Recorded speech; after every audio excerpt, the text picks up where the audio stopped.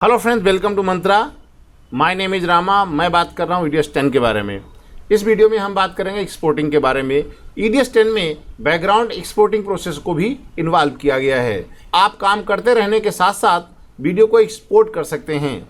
जैसा कि हमने आपको पिछले वीडियो में बताया था कि रेंडरिंग बैकग्राउंड में होती है, तो एक्सपोर्टिंग भी बैकग्राउंड में कर दी गई है, जिससे कि वीडियो एडिटिंग के लिए जो ज़्यादा टाइम लगता था एक्सपोर्टिंग और रेंडरिंग में, वो टाइम आपका बच जाता है। उम्मीद करते हैं इस प्रोसेस आने के बाद काफ़ी लोगों का समय बचत होगी और इस पे ज़्यादा बेहतर और जल्दी काम कर पाने में सक्षम होंगे। चलिए देखते हैं एक्सपोर्टिंग में क्या क्या ऑप्शन है और कैसे काम करता है। एक्सपोर्टिंग करने के लिए आपको जो भी एरिया एक्सपोर्ट करना हो उसको आप मार्किंग कर सकते हैं, या पूरा सीक्वेंस को भी आप एक्सपोर्ट कर सकते हैं।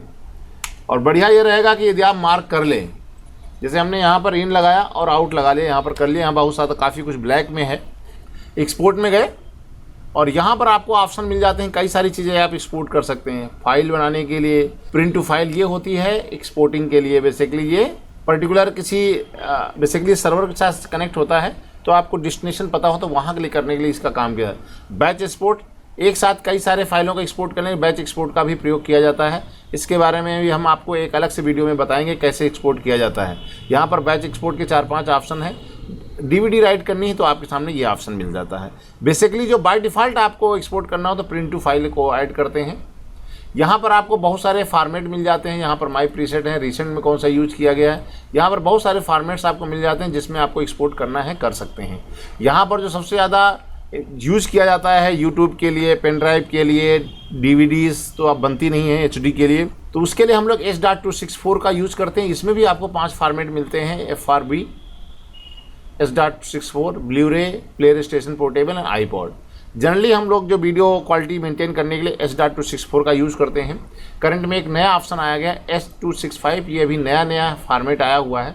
अभी काफ़ी लोगों को इस बारे में जानकारी नहीं है, पहली बार इसमें लॉन्च किया गया। ये H.264 से अच्छी क्वालिटी में वीडियो को प्रोड्यूस करता है।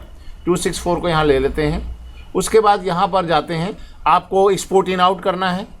एक्सपोर्ट इन आउट करना तो इन आउट पे आप क्लिक कर दिए। यदि इसको कहीं कन्वर्ट करने की आवश्यकता लगती है, आप कन्वर्ट करना चाहते हैं तो कन्वर्ट भी कर सकते हैं।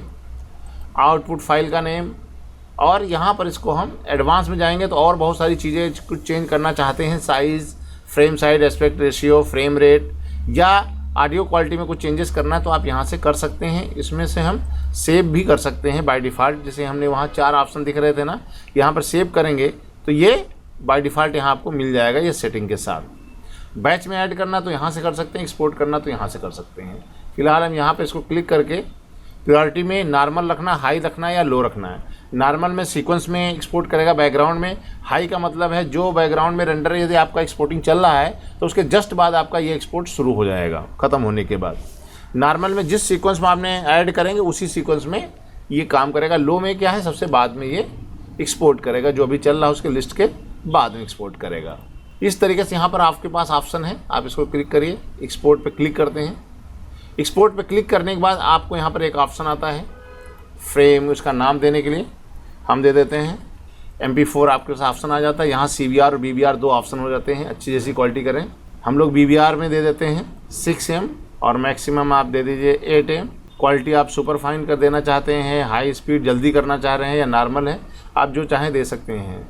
यहाँ पर आपको हाई रखना है तो यहाँ पर आप दे सकते हैं मेगाबाइट। यदि आपको नॉर्मल बनाना है तो आप यहीं पे आप 6 या 7 दे सकते हैं। और मैक्सिमम जो यदि आपको ज़्यादा अच्छी क्वालिटी बनानी है तो आप 20 वगैरह दे सकते हैं, या 17, 18, 20, 19 भी जा सकते हैं। लेकिन यहाँ पर 7 से लेकर के 9 के बीच में आप बनाते हैं, या 11, तो बेहतर क्वालिटी की आपका बन जाता है। जैसे इसको हम सेव करेंगे, सेव करने के बाद मॉनिटर को ऑन करेंगे यहाँ पे, तो यहाँ पर एक्सपोर्टिंग के बाद लोडिंग कर रहा है। देखिए लोड कर रहा है, अभी लोड की प्रोसेस शुरू हो रही है। ये लोडिंग दिखा रहा है। तो यहाँ पर ये तो सारा हो चुका है रेंडरिंग के लिए, ये सब फिनिश कर चुका है रेंडर प्रोसेस। अब यहाँ पर देखो इन्फो को ऑन करेंगे तो सारा इन्फो आ जाएगा। यदि यहाँ पर देखिए ये प्रोसेस शुरू हो गई है। जैसे आज ये प्रोसेस शुरू हो गई, आप चाहें तो इस बीच में आप अपना काम कर सकते हैं। इस बीच में आप अपना मार्किंग करके जो भी क्रिया करना है, जो आगे की एडिटिंग शुरू करनी है, आप आगे का जितना भी काम करना है एडिटिंग का कर सकते हैं आप पूरा। और ये बैकग्राउंड में आपका ये रेंडर चलता रहेगा, ये प्रोसेस होता रहेगा और आप अपना आगे का काम कर सकते हैं। काफ़ी बड़ा टाइम दिया इसलिए इसमें प्रोसेस ज़्यादा लग रहा है। प्रोसेस होने में। ये इसलिए हमने प्रोसेस किया कि आपको पता चल जाए कि ये कैसे करता है। जब तक ये चलेगा तब तक आप यहाँ पर देखिए इन्फो को करेंगे तो यहाँ पर तब तक प्रायोरिटी में सबसे ऊपर ही आता रहेगा, ग्रीन वाले हो चुके हैं और रेड वाला ये चल रहा है। इससे आपको पता चलेगा ये प्रोसेस में है, ये एक्सपोर्टिंग है। इसके बारे में कुछ और डिटेल देखनी है तो यहाँ पर देखिए कब आपने इसको स्टार्ट किया था वो देता है, प्रायोरिटी आपको दिख जाती है। और यहाँ पर यदि आप देखते हैं स्टेटस, कोई एरर आएगा तो आपको बताएगा, प्रोसेस स्टेटस दिखाता है ये। यहाँ कहाँ स्टार्ट कहाँ से है, एंड कहाँ है, पूरी ड्यूरेशन, सब टाइटल, प्रायोरिटी, नॉर्मल है। तो ये बहुत सारी चीज़ें आपको यहाँ से मिल जाती हैं, ये क्या यहाँ पे एक्सपोर्टिंग हो रहा है। चलिए यहाँ पर हम छोटा सा टुकड़ा ले लेते हैं तो जल्दी हो जाएगा, फिर आपको हम फाइल दिखाते हैं। हम इतना ना करके थोड़ा सा पोर्शन को आउट इन आउट लगा लेते हैं, इन आउट यहाँ कर लेते हैं। फाइल में जाते हैं, एक्सपोर्ट में गए, फाइल प्रोसेस पूरी वही रहेगी S.264, इन आउट बिटवीन ले लेंगे, एक्सपोर्ट करेंगे। यहाँ पर हम टेस्ट में देखो ये टेस्ट बन भी गया है कैंसिल करने के बाद भी। रेंडर प्रोसेस यहाँ पर हमने लिख दिया डेस्कटॉप पे 43, एक्सपोर्ट, सेव। अब यहाँ देखिए ये तुरंत हो गया, देखो मैसेज आ गया, हम वहाँ तक पहुँचे ही नहीं और यहाँ पर ये ओपन हो गया है। यहाँ पर ओपन करेंगे, देखिए हमने दोबारा से प्रोसेस करेंगे तो वो एक्सपोर्ट हो जाएगा। ये होने के बीच में यदि आप देंगे तो वो हो जाएगा, ये भी आप चलता रहेगा। यदि इसको रोकना चाहते हैं, कैंसिल करना चाहते हैं तो यहाँ से डिलीट का ऑप्शन है, कैंसिल का ऑप्शन ये है, इसको हम यहाँ से कैंसिल कर देंगे। अब यहाँ पर ये कैंसिल का ऑप्शन आ गया और एक्सपोर्ट कंप्लीटेड, एक्सपोर्ट ओपन, देखिए ये कैंसिल हो गया। कैंसिल भी कर सकते हैं बीच में आप, क्योंकि बैकग्राउंड रेंडर है इसलिए यहाँ से आपको कोई फ़र्क नहीं, दोबारा एक्सपोर्टिंग भी आप लगा सकते हैं। यहाँ पर देखिए आपको, ये आपको पहली वाली थी जो हमने पहले एक्सपोर्ट हो रही थी, देखिए यहाँ तक हो गई थी, हमने कैंसिल किया तो उतना हो गया, जितना हो गया तो उतना आ गई।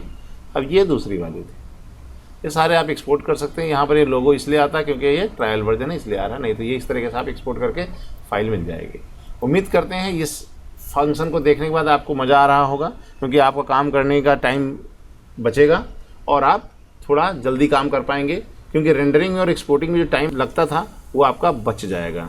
इस वीडियो में यहीं तक, अब आपको मिलेंगे हम किसी और वीडियो में, तब तक के लिए रामा की राम राम।